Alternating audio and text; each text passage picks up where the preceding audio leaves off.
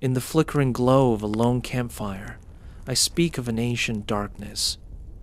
This is the tale of Bane, the Lord of Tyranny, the Black Hand who would rule all creation. Close your eyes and listen well, for the night is deep and the shadows remember. Long ago, before the realms knew his name, Bane walked as a mortal man, a warlord with ambition as boundless as the stars and a heart black with desire. He was not alone in this dark quest. At his side were two dread companions, Merkel, a necromancer prince, and Baal, a ruthless assassin. These three, the Dark Three, they were called in secret. Whispers swore a pact under starlight. They would achieve godhood or die in the striving. They roamed the width of Faerun on a bloody odyssey, toppling any who stood between them and divinity. In the year of sycophants, their chance came. Bane and his comrades marshaled an army of the fearless and the damned. Savage gnolls, renegade wizards, Goliath brutes, and more.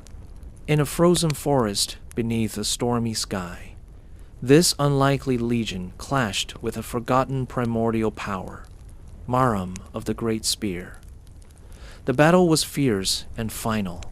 When Maram fell, the trio exulted over the primordial's corpse and, with dread sorcery, stole a spark of its divine essence for themselves. Each of the three took a portion of Maram's godly power, their mortal frames surging with newfound might. Emboldened and half-divine, the Dark Three stormed into the gray waste to confront the god they had long set their eyes upon, Jurgal, the lord of the end of everything, god of death. They cut through legions of undead in Jurgal's castle of bone, each step a testament to their will. Skeletons shattered, wraiths and liches cast down into dust. At last, Bane and his compatriots reached the Bone Throne. They were prepared to destroy death itself to seize its throne, but the god of death greeted them not with wrath, but with dark amusement.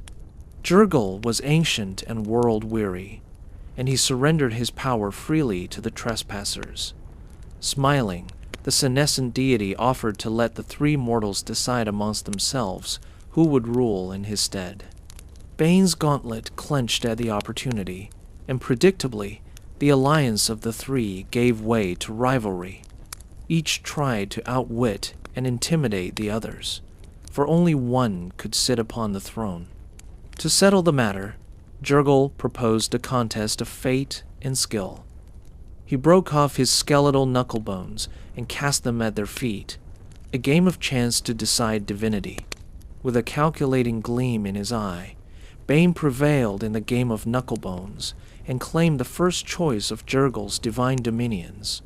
For his prize, Bane seized the portfolios of hatred, strife, and tyranny, believing these would grant him power over all mortal hearts. Merkel, who won second, took the mantle of death and the underworld, and last came Baal, who was left with a portfolio of murder and violent death. Thus did the Dark Three shed their mortality and ascend as new gods apotheosized by Jurgal's dread blessing. From that day forward, Bane was no mere man. He was the Black Hand, the Tyrant, the Lord of Darkness, a god whose name would be spoken in fearful reverence and hateful curses for centuries to come. As a fledgling deity, Bane set about cementing his dominion with ruthless zeal. True to his title as the Black Hand, he ruled through fear and force. From his dread plane of Banehold, also known as the Black Bastion of Akron, his influence slithered into the hearts of mortals. Bane's newly divine gaze fell upon the nations of Faerun, and where it fell, strife and tyrannical oppression followed. He became known across the continent as a face of pure evil, the face of malevolent despotism itself. In those early years of Bane's reign, the world suffered an age of conquest and dread. Kingdoms buckled under the weight of new wars incited by Banite ambition. Hatred and terror were his gifts to the realms, and he savored the sight of once proud heroes bending their knees in fear. With cold malice, Bane secretly fostered conflicts that would weaken the strong and cull the weak, all to make the world submit. It is said that, less than a century after his ascension, Bane had become one of the most loathed and feared deities in Faerun, the very archetype of evil tyranny. Yet in some corners of the world, the Black Hand's cruel order was perversely welcomed. In lawless lands plagued by chaos, a tyrant bearing Bane's symbol might rise and bring order through fear. To common folk desperate for stability, even a despot can seem a savior. Thus did Bane's doctrine spread. The strong must rule the weak, and by firm law and iron punishment shall there be order. In this way, the Dark One's influence crept not only through outright conquest, but through the invitation of fear. Villages and cities trading liberty for the oppressive peace of an all-powerful ruler. Every conquered throne, every kneeling vassal strengthened Bane's divine might, for every act of terror and subjugation fed the Black Lord like incense on a pyre. Bane preferred to remain a distant shadow, a puppet master. In stories told by moonlight, peasants spoke of how the Black Hand himself rarely strode forth in person. Why should he, when his mortal worshippers and servants could do his bidding? The god of tyranny plodded ceaselessly in the darkness, his cruel intelligence weaving stratagems that could take decades to unfold. Mortals who lusted for power or cried out for vengeance found their prayers answered by whispers in the dark. Warlords and wizards alike awoke from fevered dreams with new purpose, guided by Bane's unseen hand towards conquest and cruelty. From the shadows, Bane's laughter echoed whenever a would-be emperor seized a crown, or an assassin's dagger silenced a just ruler.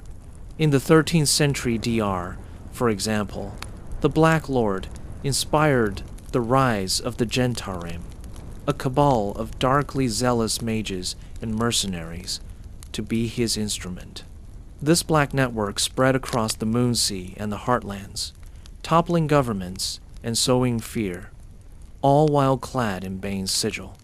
In those days, to see a banner of the Black Hand flying over the ramparts was to know terror had come and bent the nation to its yoke. Close your eyes and imagine the sigil of Bane, an upright black hand, fingers together as if grasping the world in an iron grip. In some depictions, a jagged crown of green fire emanates between those fingers, a reminder of the fear he sparks in every heart. It is the Black Hand of Bane, symbol of submission. Under his shadow, kingdoms have fallen silent, their peoples trembling and obedient. If you would understand Bane, you must know what he teaches his faithful. In Bane's philosophy, power is not only a right of the strong, it is their duty. Mercy is weakness, and fear is the glue that holds society together. Serve no one but Bane, fear him always, and make others fear him even more than you do, instructs the sacred dogma of the Black Hand. To defy Bane is to court death, for the Black Hand strikes down all who stand against it in the end. Banites believe that only through absolute obedience to Bane's will can true order be achieved. Submit to the word of Bane as uttered by his ranking clergy. Since true power can only be gained through service to him, spread the dark fear of Bane. Such words are learned by rote and murmured at midnight by the faithful, every phrase a dagger aimed at hope. Bane's own voice is rarely heard, but legends record a chilling proclamation from the Black Lord.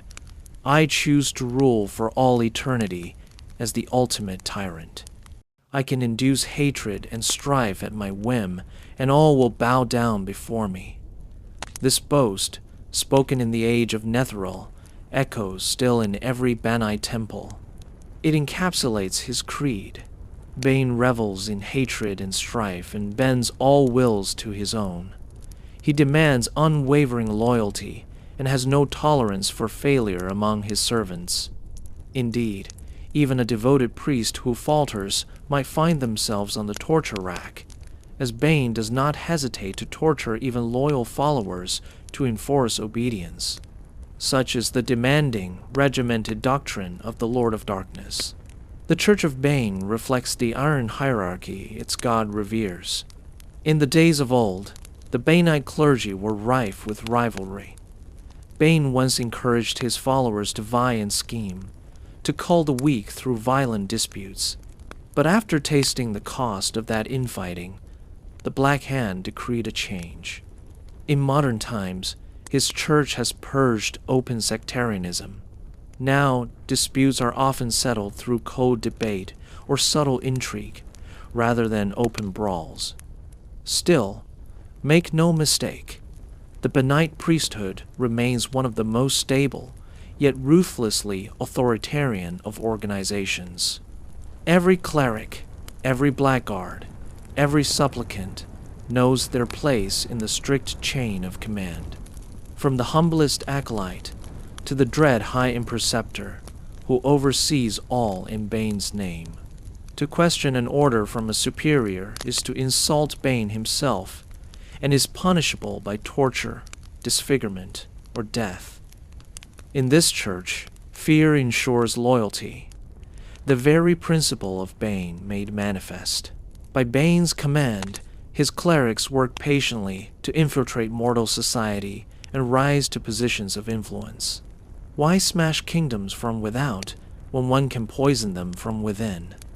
The Black Hand much prefers his faithful to subvert governments under the cover of law.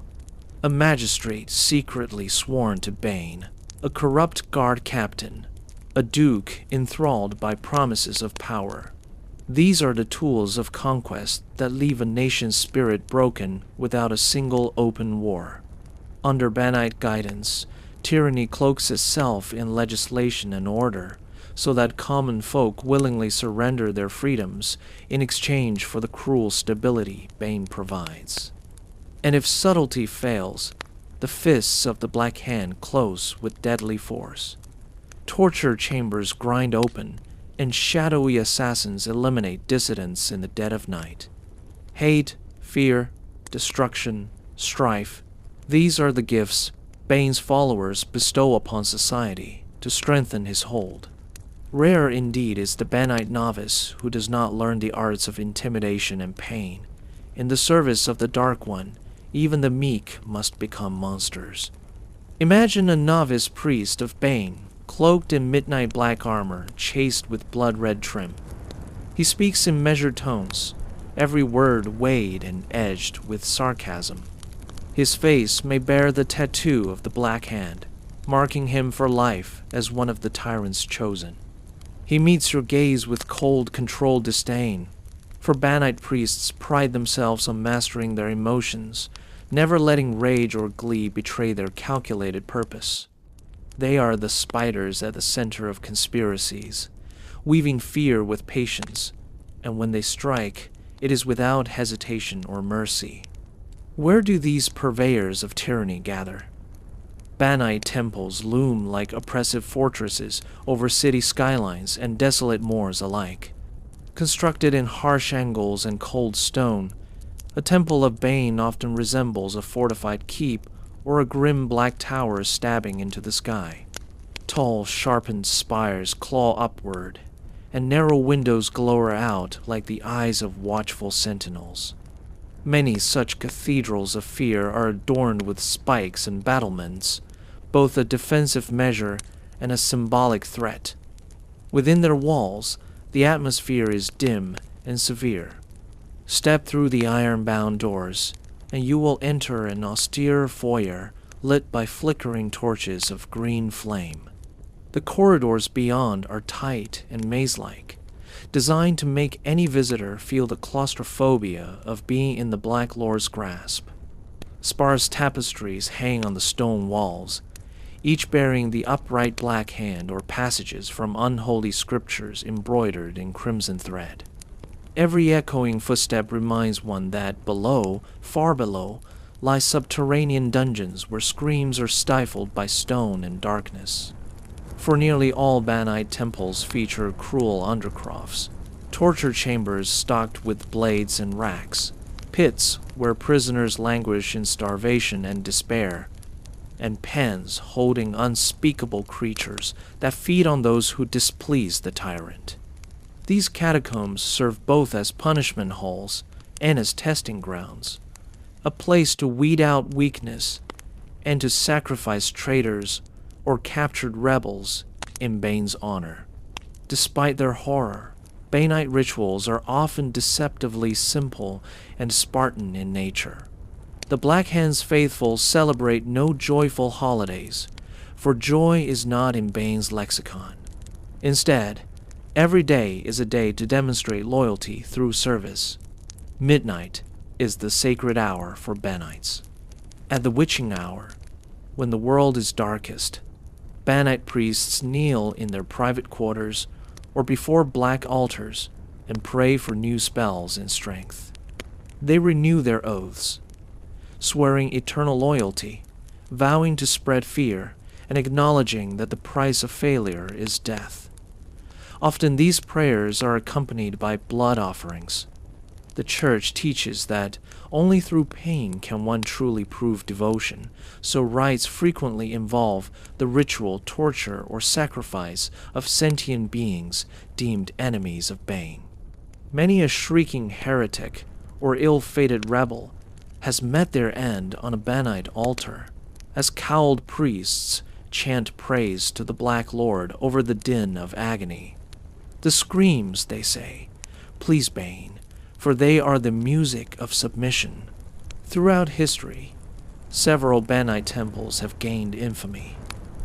In the Moonsea region, a stronghold of Banite power, the city of Gentile Keep was once almost synonymous with Bane's worship. Gentile Keep's mighty fortress housed the Black Altar of Bane, where conquering despots and dark paladins would gather under the symbol of the Black Hand.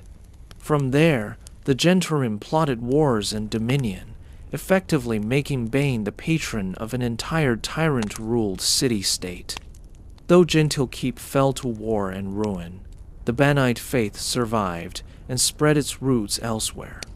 By 1479 DR, the House of the Black Lord in Mulmaster had become the new center of Bane's church, serving as its headquarters in Faerun. In that same era, in far-off Tai, the undead regent Shastam decreed Bane's cult the only sanctioned religion in the land. Within Thay's borders, temples to other gods were shuttered or torn down, while black-armored Banite enforcers preached order and obedience under the Black Hand's banner. To the Thayans, who had suffered chaos in the wake of the Spell Plague, Bane's creed of control promised security at the cost of absolute subservience. Other known temples dot the realms: the Dark Shrine in ruined Gentile Keep's outskirts, the Lyceum of the Black Lord in lawless Flan, or the isolated Temple of Bane in the Snowmantle Mountains, where rebels of Daggerdale once whispered of evil gathering in the heights. In each of these, Banite rituals are identical in their cruelty. Visitors and petitioners often first enter a grand hall, stark and cold, lined with columns, where a massive statue of Bane glowers at those assembled. It portrays him as an imposing figure in dark armor, one hand clenched in a gauntlet and raised as if to crush any who dare approach. New initiates may be brought here to swear their lives away at sword point, promising to uphold the tyrant's law or die, and many have died during the initiation, failing the tests of pain or loyalty set before them. It is whispered that on moonless nights, the walls of these temples murmur with ghosts, the spirits of those broken on Bane's rack, or executed for defiance, now bound eternally to the place of their torment. Some say Bane keeps these souls in thrall as silent sentinels. Others claim the ghosts linger out of hate, unable to escape the atmosphere of pure evil that the Black Hand's presence creates. Through all his conquests and dogma, Bane never forgot his origins nor his dark brothers, Miracle and Baal. The three evil gods, born mortal and risen together, maintained a loose alliance across the centuries. Though each pursued his own horrid aims, they aided one another when it was convenient, for they knew that cooperating against the forces of good often served them better than standing alone. The world came to know them collectively as the Dead Three, a name that would prove prophetic in time. Together they schemed against gods and mortals alike. The Black Lord in particular was said to covet the portfolio of Maestra, goddess of magic, and with Myrkul he concocted plots to weaken her power. In these machinations, Baal played a role too, acting as Bane's assassin when divine blood needed spilling. All the while, Bane hungered for ever more power. It was not enough to rule tyranny. He lusted to dominate all aspects of existence. This overweening ambition led to a cosmic cataclysm. In 1358 DR, Bane and Myrkul dared to steal the Tablets of Fate, cosmic artifacts crafted by the overgod Ao. Why? Perhaps to blackmail Ao, or to reshape the balance of the gods in their favor. The true motive is known only to Bane's own heart, but the consequences were swift and dire. Enraged by the arrogance of these upstart gods, Ao cast down every deity from the heavens, forcing them into mortal avatars to walk the world in an event known as the Time of Troubles. Suddenly, Bane found himself trapped in a flesh and blood form, bereft of his full divine might. Yet even weakened, the tyrant did not abandon his quest for supremacy. If anything, his desperation to regain power grew even greater. During the Time of Troubles, Faerun was racked by chaos. Gods clashed and cities burned as avatars battled across the land. Bane's avatar cut a swath of terror, rallying his followers, particularly the Jantarim and his dark clergy, to help him locate the stolen tablets and restore his godhood. The Black Lord's search led him to the city of Tantras, where a piece of the tablets was said to lie guarded by none other than the god of duty, Torm. What followed was a confrontation of mythic proportions, the Battle of Tantras. Under stormy skies shot through with emerald lightning, Bane and Torm dueled amid armies of fanatic Banites and righteous crusaders. Torm, though a lesser deity, was empowered by the selfless devotion of mortals, while Bane was bloated with centuries of absorbed fear and hate. Their clash shook the city. Finally, in a blinding conflagration of magical energy and steel, Torm struck Bane down even as Bane dealt a killing blow to Torm. The Lord of Tyranny and the God of Courage fell together, each slaying the other in a burst of divine paradox, the fearless smiting the fearsome. So it was that Bane, the Black Hand, died his first death on Eliashus, 13 of 1,358. Dr. A shockwave of awe and disbelief rippled across the realms. The great tyrant was no more. When word spread of Bane's destruction, it said that at least 20 nations erupted into spontaneous celebration, festivals of thanks, with cheering throngs burning effigies of the Black Lord in cathartic joy. The long night of Bane's reign seemed to be over, and many dared hope that tyranny itself had been given a mortal wound. Yet the wise and wary did not celebrate, for they understood the truth of evil. It is not so easily slain. Indeed, the Dead Three would not remain dead forever. In the immediate aftermath, the portfolios of the fallen trio were claimed by others. The new demigod Sarek, a mortal adventurer who rose to godhood during the crisis, absorbed much of Bane's power, and that of Baal and Myrkul as well. But Bane was too cunning to let all his might be stolen. Unknown to any but his closest servants, Bane had planned for the possibility of his demise. A portion of his essence passed into his progeny, Iyachu Ixvim, a fiendish son he had sired long ago, precisely as a contingency. And so, as the gods eventually returned to their divine thrones after the time of troubles, the world remained without Bane, but not without Banites. The faithful of the Black Hand were stunned by their god's death, but many turned in desperation to a new figure, Iyatsu Vim, the godson.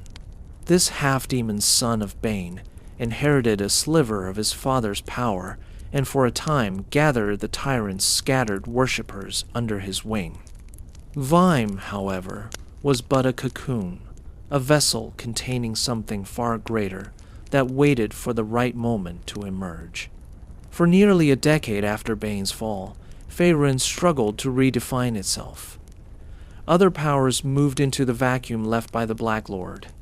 Cyric, the new god of strife, demanded fealty from Bane's former followers, while Ixvim lurked in the shadows, slowly growing in influence as a lesser deity of tyranny.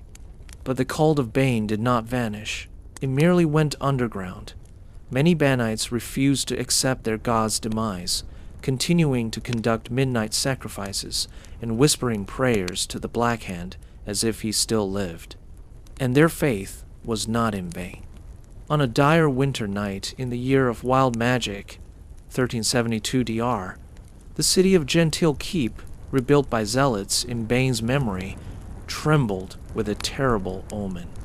Green lightning rent the sky, striking the grand temple of Iyachu Ixvim with a thunderous roar. Iyachu Ixvim was suddenly rent apart from within. Those present witnessed an unholy metamorphosis. The younger god's flesh burst in a storm of emerald flames, and from the charred husk, the armored figure of Bane himself rose anew. Bane had returned from death, reborn out of his progeny, in a scene of terrifying triumph. The Black Hand's gauntlet was seen thrusting upward amidst the smoke and shattered temple stones, and in that moment, every Banite in Faerun felt a shiver of dark ecstasy. Overnight, the faithful of Xvim fell to their knees and acknowledged the return of their one true master. The cult of Cyric, who had briefly usurped Bane's portfolio of strife, also fractured. Many of Cyric's tyrannical followers defected immediately, eager to serve the resurrected Tyrant Lord. Bane wasted no time in re-establishing his dominion. His first act was to reform his church, ruthlessly purging the disloyal and the weak. All those years of schisms and squabbling that had plagued his clergy while he was gone, Bane ended them in blood. He decreed that infighting had proven self-defeating. The strong were not to waste themselves on each other when there were new worlds to conquer. He appointed Efsul Chimbril, a fanatically devoted high priest, as the new charter seal of his entire church. Fazul was named Bane's Chosen, imbued with divine favor, and tasked with uniting all Banite sects under one iron rule. Those who resisted, rival priests, would-be splinter leaders, were eliminated with merciless efficiency. Bane's alliances, too, were swiftly rebuilt. Gods who had once served or allied with him cautiously re-entered his fold, some persuaded by promises, most by the reassertion of their fear of the Black Lord. The goddess Loviatar, the Maiden of Pain, eagerly returned to serving Bane's agenda, as did the plague crone Talona and the shadowy Mask. Even the mighty five-headed dragon queen Tiamat acknowledged Bane's authority in this new era, becoming a vassal of his dread empire of gods. In the goblinoid pantheon, Bane made war upon and subjugated Maglubiad, taking the goblin god of war as a lesser underling along with the bugbear god Hergak. Thus Bane rose to even greater heights than before, claiming the title of a greater deity once more, and expanding his influence beyond humans to include the obedience of goblins, orcs, and other warlike races. The Black Hand's resurgence coincided with tumultuous times. In 1385 DR, the Spell Plague tore through Faerun, wreaking havoc among gods and mortals alike. Bane, ever the opportunist, emerged largely unscathed from this calamity. Two of his great rivals, Mystra, goddess of magic, and Cyric, the mad god, who had briefly held Bane's portfolio, were removed from the board by the Spell Plague's chaos. Mystra was thought destroyed, and Cyric was imprisoned for his role in her murder. Bane thus found himself with one less enemy and one less usurper to contend with, and he quickly filled the vacuum, strengthening his grip on the world in the century of chaos that followed. In fact, by the end of what scholars call the era of upheaval, Bane was said to be as powerful and as dangerous as he had ever been at the height of his original reign. Come the late 15th century DR, the gods grew distant once again after the Second Sundering. Many deities stepped back from direct influence, preferring to let mortals shape their own fates. But not Bane. The Lord of Tyranny refused to withdraw wholly from the world. Along with his resurrected old allies, Baal and Merkel, who each found their way back to existence in time, Bane lingered in the mortal realm. Some say the Dead Three retained a peculiar semi-divine state, quasi-deities, trapped in mortal forms, yet ageless and potent.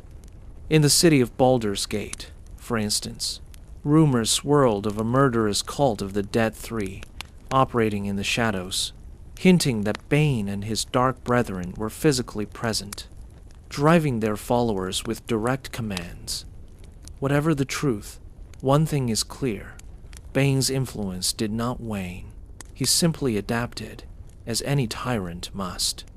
If bound to a mortal guise, he would carve out a kingdom untoiled by his own hand. If seated upon a divine throne, he would command from on high. In any form, Bane remained the embodiment of tyranny, ever determined to see the world kneel before him. Now our tale comes full circle to the present night.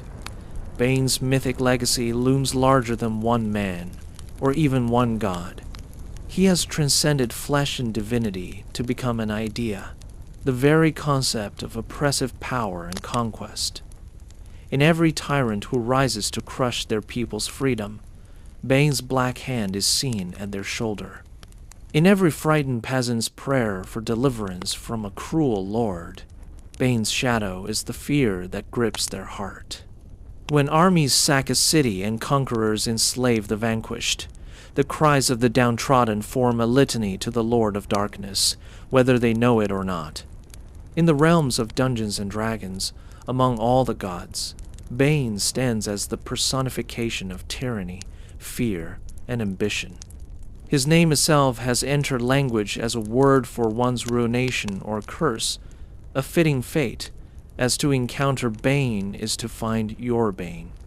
Yet for all his infamy, there will always be those who find themselves drawn to his philosophy. The promise of power, of order at any cost, seduces men and women of every race. As long as mortals envy and hate, as long as they seek to dominate one another, the essence of Bane endures. Think back on the story of the Black Hand. Born a mere mortal, he clawed his way to godhood through cunning, ruthlessness, and an unquenchable thirst for domination. Death could not silence him. It only taught him patience until resurrection. Allies could not be trusted. He bent them to heal or outlived their usefulness. Enemies struck him down. He rose stronger for the fall. This is the lesson of Bane's saga. That tyranny can never be fully destroyed, only fought and held at bay. It is an ever-present specter, waiting for a moment of weakness to descend again. In the crackling of the fire, do you hear the footsteps of armored legions marching in unison? In the silence of the dark woods, do you feel the gaze of unseen eyes, measuring your worth? deciding if you will serve or suffer. These are the sensations felt in lands under Bane's shadow. To live under his influence is to always wonder if nightfall will bring the sound of a gauntleted fist pounding on your door. And yet, for those who crave power, Bane can seem a dark savior. Many a despotic warlord, in the secret chambers of their heart, prays to the Black Hand for strength to crush their rivals. Many an ambitious noble makes a midnight pact with Bane, offering their soul for an emperor's crown. To such people, Bane whispers promises, "You shall rule, and none shall dare oppose you.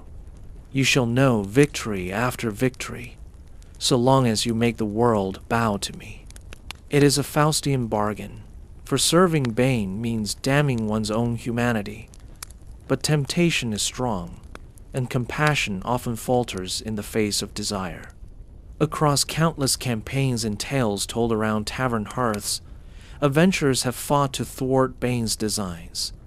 They've toppled cruel Banite tyrants, broken the chains of slaves bound in Bane's name, and even confronted avatars of the Black Lord themselves in ancient dungeons. But Bane is seldom vanquished for good. If defeated today, he returns in a new guise tomorrow, like a malign phoenix. As some bards have grimly noted, evil resurrected might as well be Bane's epithet. His divine tyranny is mythic and self-perpetuating, feeding on the very fears it produces. In the Forgotten Realms, Bane's story intertwines with the grand tapestry of history, the rise and fall of Netheril, the battles of the Avatar trilogy, where his death at Tantras is chronicled, the murder in Baldur's Gate, where whispers of the Dead 3 herald chaos, and the ongoing struggles in Baldur's Gate 3, where cultists of Bane, Baal, and Merkel once more sow terror. Time and again, the world faces the question, how does one kill the idea of tyranny? For as the saying goes, you cannot kill the shadows by cutting down one tree. The darkness simply shifts to a new shape. Bane is that shifting darkness in the lore, a reminder that vigilance against oppression must be as eternal as oppression itself. And so we end as we began, in the darkness, with a tale of the Black Hand. The fire has burned low now. Only embers glow, like sullen red eyes in the night. But before the last light dies, heed this final caution. Bane's greatest weapon has always been fear. He wins when good folk despair, when they believe the fight against tyranny is hopeless. Do not give him this victory. Remember the heroes who stood up to the Lord of Darkness. Remember Torm's sacrifice on the battlefield. Remember the rebels who cast down Banite dictators. Remember that even a god of fear can fear you, the courageous and the free. For if ever the day comes when no soul resists, when every knee bends without question, that is the day Bane truly conquers and night swallows the world. Until then, his story continues, written in the terror of the oppressed and the defiance of the brave. In every age, the Black Hand rises anew, and in every age, brave hearts throw him back down. Such is the endless dance of power and resistance. This was the tale of Bane, the eternal tyrant, the lord of fear and hate. May it kindle a light in your heart, even as it sends chills down your spine. The fire is ash now, but dawn will come. Take heart, traveler, and remember what you have heard on this night. Thus ends the dark fireside tale of Bane.